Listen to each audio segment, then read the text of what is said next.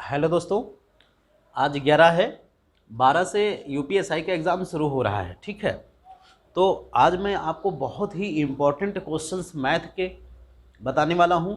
जिन लोगों का यूपीएसआई का एग्ज़ाम है 12 से आगे 25-30 तक, थोड़ा सा डेट में भी चेंज हुआ है बीच में, उसको भी देख लीजिएगा कि शेड्यूल में थोड़ा चेंजेस आए हैं। ठीक है, तो मैं इंपॉर्टेंट क्वेश्चनों को करा रहा हूं, आप इसको ज़रूर तैयार करके जाइए। इस तरह के क्वेश्चन निश्चित रूप से पूछे जाते हैं। ठीक है,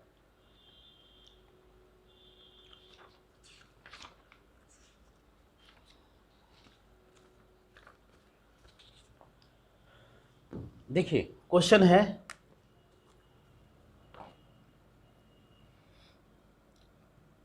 एक क्वेश्चन ये कई बार रिपीट हो चुके हैं क्वेश्चंस, और इस तरह के क्वेश्चन पूछने की पूरी संभावना है।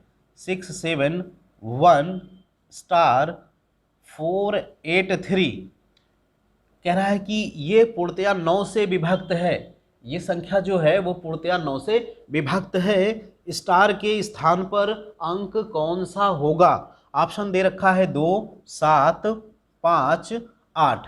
तो आपको पता होगा, जो लोग पढ़ रहे हैं, तैयारी कर रहे हैं, उनको पता है कि 9 से कोई संख्या विभाज्य तभी होगी जब उसके अंकों का योग 9 से विभाज्य होगा। तो आप देख लीजिए, 8 1 9, ये कट जाएगा, 6 3 9 कट जाएगा, 7 4 11। तो 11 में यहाँ पे क्या बच जाएगा? 2, और 2 के साथ आ जाएगा 7, 2 के साथ 7 आ जाएगा, तो क्या बच जाएगा? 9, और 9 से डिवाइड हो जाएगा। इसका मतलब स्टार की जगह पे क्या रख देना है? 7। ये छोटा सा क्वेश्चन इस तरह का डिविजिबिलिटी से 9 या 11 या 8 के डिविजिबिलिटी से पूछा जा सकता है। ठीक है,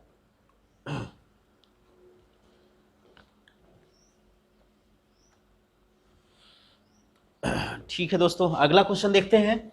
जितने क्वेश्चन मैं 8-10 क्वेश्चन आज को कराने वाला हूं, ये बहुत ही इंपॉर्टेंट हैं। सारे ही क्वेश्चन बहुत ही इंपॉर्टेंट हैं और सभी पूछे जा सकते हैं। देखिए 24300 ये लिखा है, को किस लघुत्तम संख्या से विभाजित किया जाए कि भागफल एक पूर्ण घन संख्या प्राप्त हो? और ऑप्शन है 1 3 9 27। ये ऑप्शन दे रखा है।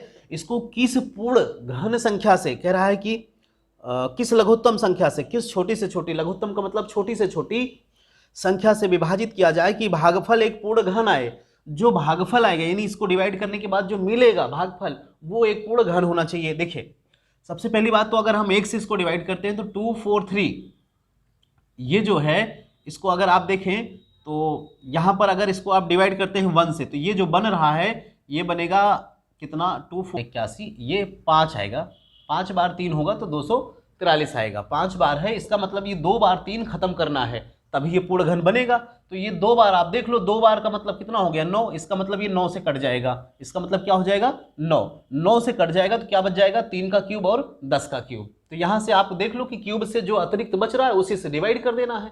सिंपल सी भाषा, ऐसे नहीं भाग देके चेक करो, आप इसका फैक्टर भी कर लोगे तो जो क्यूब नहीं बन रहा है, ये क्यूब बन रहा है, ये बन रहा है, ये नहीं बन रहा है, जो नहीं बन रहा उसी से क्या कर दोगे? डिवाइड कर दोगे। आपका आंसर क्या हो जाएगा? 9। सबसे छोटी संख्या क्या बन गई? 9। ठीक है, अगला क्वेश्चन देखिए।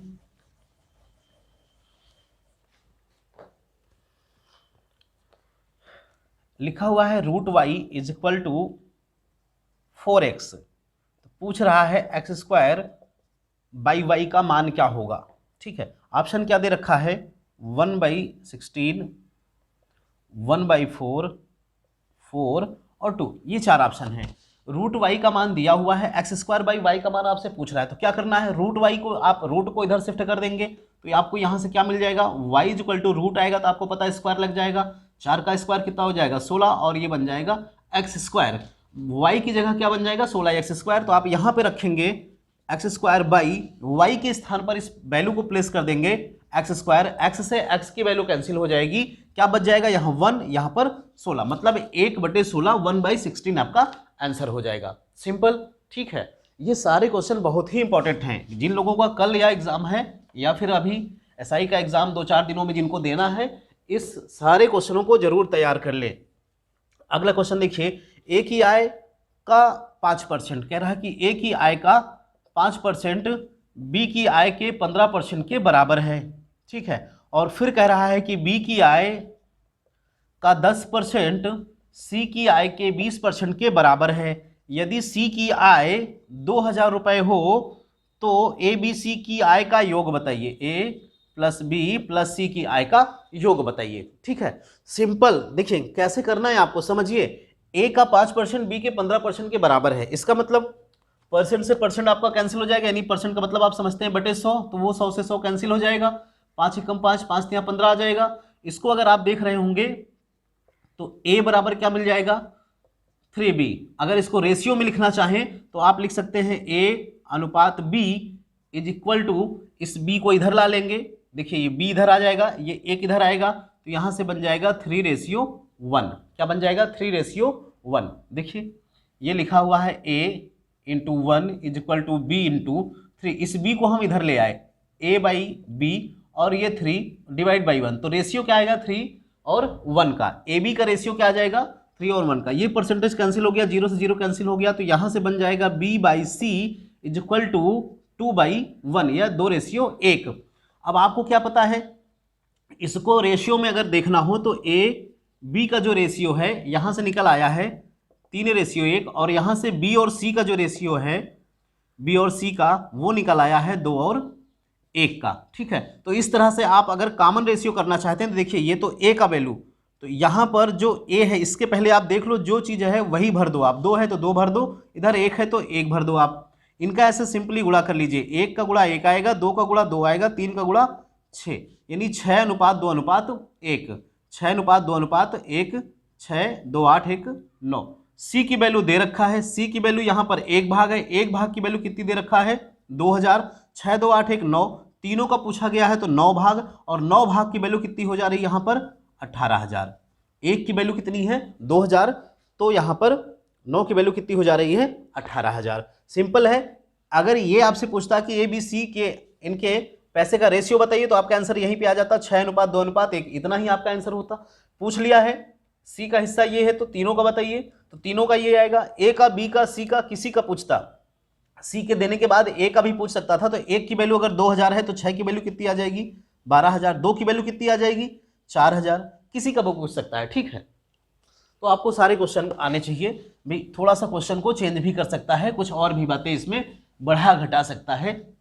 देखिए अगला क्वेश्चन बताइए, किसी को कोई डाउट हो तो आप कमेंट करिए। ठीक है, आप इस नंबर पे 8299710282, ये मेरा नंबर है व्हाट्सअप। ठीक है, इस नंबर पे आप हमें व्हाट्सअप कर लीजिए। ठीक है, उस पर अगर कोई डाउट होता है तो मैं आपको क्लियर कर दूंगा। अगला क्वेश्चन देखिए, किसी वस्तु को 116 रुपए में बेचने पर, कह रहा है कि किसी वस्तु को 116 रुपए में बेचने पर लाभ प्रतिशत उसे 92 रुपए में बेचने पर, उसे 92 रुपए में बेचने पर, अब ये क्या है एसपी, ये क्या है एसपी, 116 में बेचने पर लाभ प्रतिशत, उसे 92 में बेचने पर लाभ प्रतिशत, 92 में बेचने की तुलना में हुए लाभ का 3 गुना है। ध्यान से सुन लीजिए, किसी वस्तु को 116 रुपए में बेचने पर लाभ प्रतिशत 92 रुपए में बेचने की तुलना में लाभ का 3% है। ठीक है, तो वस्तु का क्रय मूल्य ज्ञात करिए। कहने का सेंस ये है कि जब वो 92 के बजाय 116 में बेचता है तो इसका जो लाभ है वो कितना 3 गुना होता है। इसका मतलब यहां 1 गुना होता है, यहां 3 गुना, तो लाभ बढ़ कितना गया 2 गुना। भाई 1 गुना पहले अगर 1 रुपए यहां होता था तो यहां 3 हो रहा है, तो 1 होता था 3 हो रहा है, तो बढ़ कितना गया 2 गुना बढ़ गया। तो कह रहा है कि ये जो है उसका लाभ, यहां से इसका अंतर देखिए तो कितना हो गया, 6 में से 2 गए 4 और 11 में से गए 9, 2, यहां पर ये 24 रुपए बढ़ रहा है, तो ये कितना गुना बढ़ रहा है 2 गुना।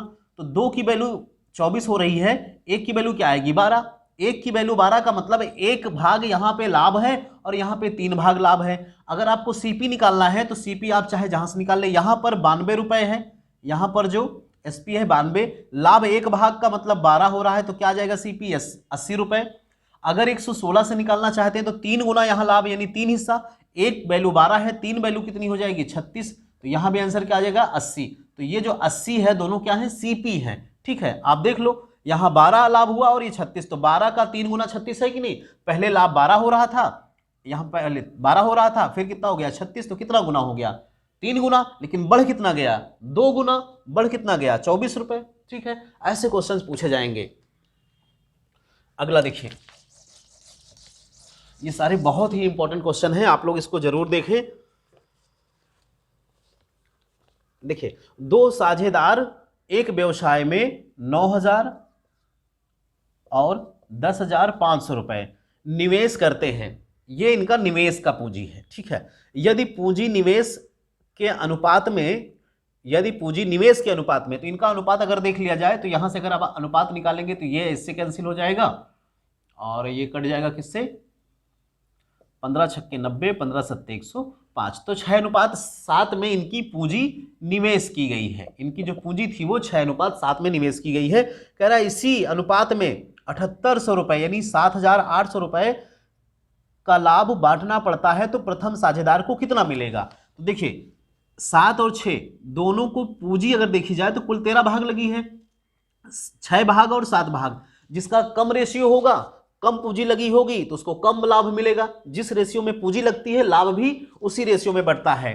तो हम चाहे ये कह सकते हैं कि जो पूंजी का रेशियो है वही क्या होगा, लाभ का भी रेशियो होगा। तो लाभ का रेशियो क्या आएगा, 6:7। तो 6 और 7 कितने भाग हो गए, 13 भाग। 13 भाग टोटल लाभ है और लाभ हो रहा है कितना, 7800। 13 छंग 78, ये कितना आ जाएगा, 6।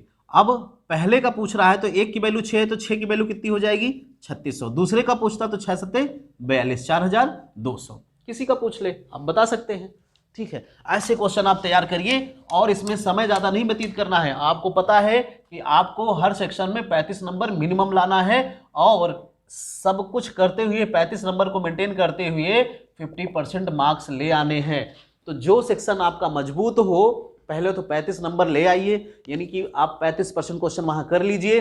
उसके बाद जो समय बचेगा, जो सेक्शन आपका मजबूत हो उसी में लग जाइए, उससे स्कोर कर लीजिए कि आपका 50% भी मेंटेन हो जाए। अगला क्वेश्चन देखिए,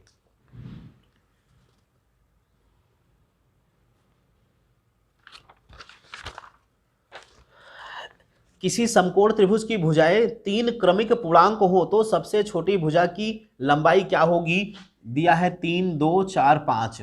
आपको पता है कि क्रमिक इसका मतलब समकोण त्रिभुज कह रहा है, और समकोण त्रिभुज में पाइथागोरस प्रमेय पे आप जानते हैं कि सबसे छोटी भुजा इन दोनों में से कोई सबसे बड़ी भुजा कौन सी होगी, कर्ण। अगर कर्ण 5 होगा तो यहां से क्रमिक में क्या आएगा, 3, 4, 5। क्रमिक ही बता रहा है, वो बता रहा है कि क्रमिक पूर्णांक, तो 3, 4, 5 सबसे छोटा कौन सा होगा, 3। 2, 3, 4, 2, 3, 4 आपके मन में अगर आ रहा है तो 2, 3, 4 से समकोण त्रिभुज नहीं बन पाएगा। पाइथागोरस प्रमेय इस पे अप्लाई नहीं हो पाएगी। पाइथागोरस प्रमेय कहती है कि सबसे बड़ी भुजा का वर्ग 4 का वर्ग शेष दोनों भुजाओं के वर्गों के योग के बराबर, तो ये हो जाएगा 16, ये हो जाएगा 4, ये हो जाएगा 9। 9, 4 कितना हो रहा है, 13, जो कि बराबर नहीं है, जो कि बराबर नहीं है। अगर आप यहाँ पे देखेंगे तो ये 25 होगा, ये 16 और 9, 16, 9, 25, ये बराबर, यानी ये पाइथागोरस प्रमेय को लागू अप्लाई करेगा। इसका मतलब सबसे छोटी भुजा कौन सी होगी, 3, ना कि 2। ठीक है, अगला क्वेश्चन देखिए, एक घन का कुल पृष्ठीय क्षेत्रफल 96 वर्ग सेमी है। 96 वर्ग सेंटीमीटर है। क्या है ये, घन, जिसका क्या दिया है, पृष्ठीय क्षेत्रफल। आपको पता है कि जो घन बनता है इस तरह से, इसमें 6 फेज होते हैं, ऊपर नीचे दाएं बाएं आगे पीछे, 6 फेज यानी 6 सतह। पृष्ठीय क्षेत्रफल यानी 6 पृष्ठ का क्षेत्रफल। तो एक जो है घन है, आपको पता है जो घन होता है उसकी सारी भुजाएं बराबर होती हैं, तो ये ऊपर जो होगा एक वर्ग का रूप होगा, तो वर्ग का क्षेत्रफल कितना होता है, a²। और ऐसे ही यहां पर 6 सतहें होंगी चारों तरफ और आगे पीछे, तो एक का a² होगा, तो 6 का कितना हो जाएगा, पृष्ठ का 6a² यानी 6a², और जिसका क्षेत्रफल दे रखा है 96 वर्ग सेमी। इसको आप काट देंगे तो a², 16 छक्के 96, ए की वैल्यू कितनी आ जाएगी, 4। ए क्या है, भुजा। भुजा पता चल जाएगा, तो पूछ रहा है क्या सवाल में, उसका आयतन ज्ञात करिए। घन का आयतन होता है भुजा का क्यूब यानी ए का क्यूब, तो ए की वैल्यू 4 आ जाएगी। 4 का क्यूब आप करेंगे, 4 चौको 16 चौको 64 घन सेमी। ये आपका आंसर हो गया। ठीक है, ऐसे क्वेश्चन बिल्कुल इसी तरह के क्वेश्चन आपसे पूछे जाएंगे। देखिए, एक लास्ट क्वेश्चन देखें, एक रेलगाड़ी 80 किलोमीटर प्रति घंटा की चाल से 80 किलोमीटर प्रति घंटे की चाल से चलती है, कुछ दूरी 4.5 घंटे में पूरी करती है। उसी दूरी को 4 घंटे में पूरा करने के लिए रेलगाड़ी की गति क्या होगी। पहले ये 4.5 घंटे में तय करती थी, ये पूछ रहा है कि 4 घंटे में तय करनी हो, तो इसकी चाल आपको पता है 4.5 घंटा समय ज़्यादा है, समय कम, तो आपको अगर जल्दी पहुंचना है तो स्पीड बढ़ानी पड़ेगी। तो ये रेशियो होता है S1:S2। जो चालों का रेशियो है, चालों का जो अनुपात है वो समयों के अनुपात के व्युत्क्रम होता है। भाई क्या, अगर आप चाल बढ़ाओगे तो समय कम लगेगा, समय अगर आपको ज्यादा लगना है, इसका मतलब समय आपके पास अगर ज्यादा है या समय ज्यादा लगे तो इसका मतलब कि चाल स्लो थी, चाल स्लो होगी तो समय ज्यादा लगेगा, चाल तेज होगी तो समय कम लगेगा, यानी चालों का अनुपात समयों के अनुपात के व्युत्क्रम में होगा। तो यहां से देखिए S1 आपका 80 और S2 आपको नहीं पता है, नहीं पता है। T2 जो समय है आपका वो कितना है,